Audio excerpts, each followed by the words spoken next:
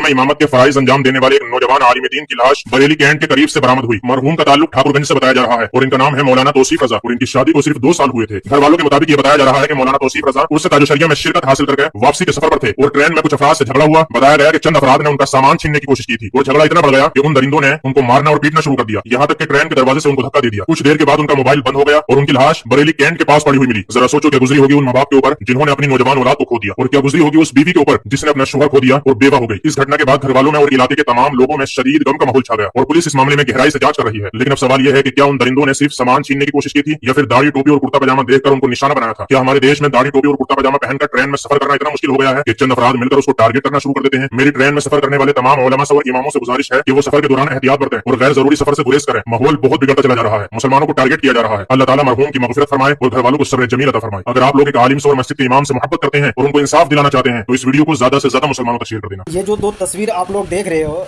ये दोनों तस्वीर एक दिल्ली का बताया जा रहा है और दूसरा उत्तर प्रदेश का बताया जा रहा है।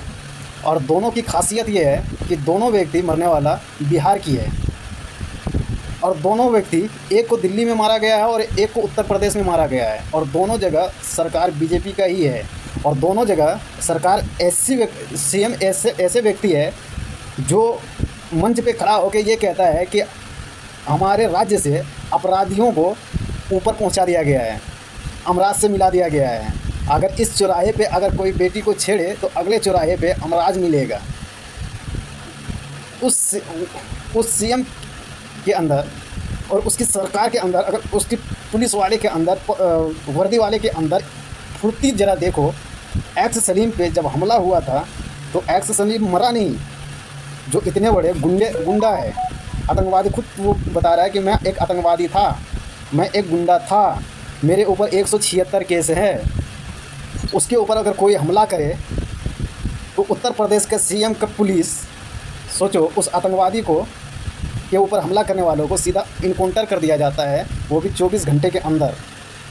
अगर वही एक्स सलीम एक हिंदू व्यक्ति, नाबालिग हिंदू बच्चा को अपहरण करके उसको फिरौती ना मिलने के कारण उस बच्चे को किस बेरहमी से कत्ल कर दिया।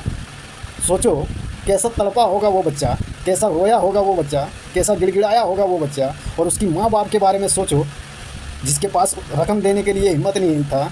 सोचो उन माँ बाप के ऊपर क्या बीता होगा। ऐसे अपराधियों को इनकाउंटर नहीं किया जाता है।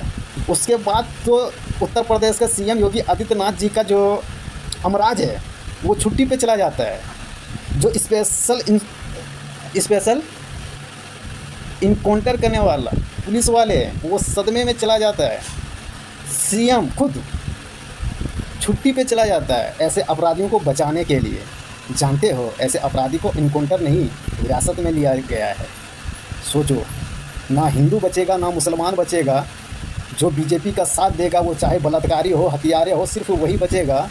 बीजेपी के अंदर ऐसा वॉशिंग मशीन है, नाबालिग बच्ची के साथ रेप करने वाले, उसे मर्डर करने वाले अगर उसमें शामिल हो जाए तो वो भी धुल के निकल जाता है। जुनेद और नासिर की तरह जिंदा जला के मार देने वाले मोनू मानेसकर अगर शामिल हो जाए तो उस वॉशिंग मशीन से धुल के साफ होके निकल जाता है। ना जाने सैकड़ों ऐसे अपराधी है जो धुल के साफ होके निकल जाता है। सोचो, सोच के देखो, यह है उत्तर प्रदेश।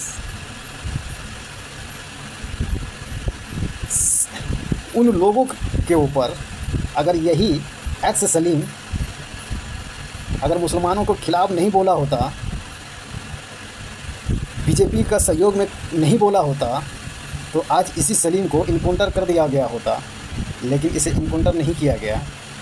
उसे बच्चों के दर्द से कोई मतलब नहीं है, कोई हमदर्दी नहीं है, क्योंकि योगी आदित्यनाथ जी के पास फुर्सत कहाँ है। कभी कहीं जाके गांव के नाम बदलने में व्यस्त है, कभी कहीं जाके किसी बिल्डिंग का कलर बदलने में व्यस्त है, कभी कहीं जाके मुसलमान, इतने मुसलमान हमारे उत्तर प्रदेश में है, रोड पे कोई नमाज नहीं पढ़ सकता, ये बयान देने में व्यस्त है।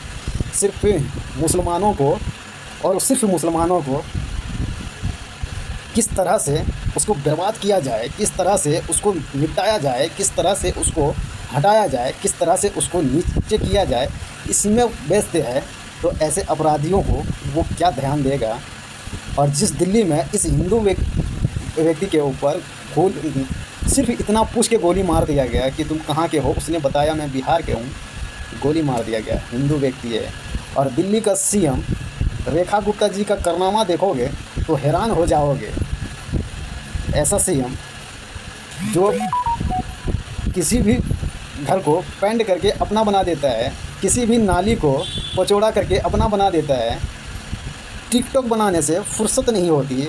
उत्तर प्रदेश का सीएम कलर और नाम बदलने में व्यस्त है, दिल्ली का सीएम टिकटॉक बनाने में व्यस्त है। चाहे दिल्ली के अंदर किसी बिहारी को गोली मार दिया जाए, हत्या कर दिया जाए, कोई टेंशन वाली बात नहीं है। और गौर करने वाली ये बात यह है, बिहार का वो मांझी पता नहीं किस मुंह से ये बोलते हुए नज़र आ रहा है कि मार दिया तो क्या हुआ।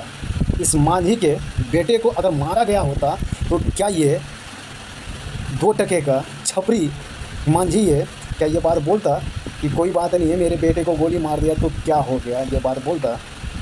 ये लोग दूसरे के औलाद के दर्द को नहीं पहचानेगा। बस फ़र्क ये है, इन लोगों को सिर्फ़ और सिर्फ कुर्सी की ज़रूरत है। इन लोगों को कुर्सी चाहिए, इसके अलावा इन लोगों को ना हिंदू चाहिए, ना मुसलमान चाहिए, ना सिख चाहिए, ना इंसान चाहिए। इन लोगों को सिर्फ गधा और जानवर चाहिए जो इनके इशारे पे नाचे।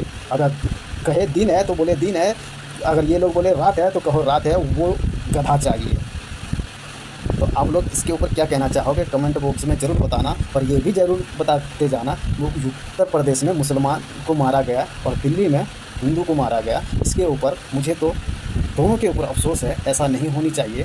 आप लोग क्या कहना चाहोगे कमेंट बॉक्स में ज़रूर बताना। और जिसने मारा है या उन लोगों को इनकाउंटर योगी आदित्यनाथ जी करेगा, ये सवाल है योगी आदित्यनाथ जी से। इतने बड़े अपराधी सलीम के ऊपर जानलेवा सिर्फ हमला करने वाले को इनकाउंटर कर दिया गया। आज एक मुल्ला जी को मार मार के उसको धक्का दे के मार दिया गया। पहले तो ट्रेन में पीटा गया, उसके बाद उसको धक्का दे के मार दिया गया। इन लोगों को क्या इनकाउंटर किया जाएगा, या मारने वाला हिंदू है तो इसको छोड़ दिया जाएगा? सिर्फ सवाल है योगी आदित्यनाथ जी। आप तो कहते हो ना हमारे उत्तर प्रदेश में हिंदू मुस्लिम सब सुरक्षित है, सबके लिए एक कानून है। आज यही कानून देखना है आपका कि कितना हिंदू मुस्लिम का एक कानून आप दिखाते हो और कितने लोगों को आप इनकाउंटर करते हो इस हत्या के इल्ज़ाम में। वो सिर्फ देखना है सबको।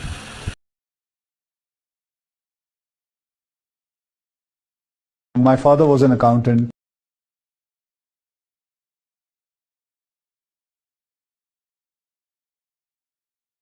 मेरे फादर रेसलर थे।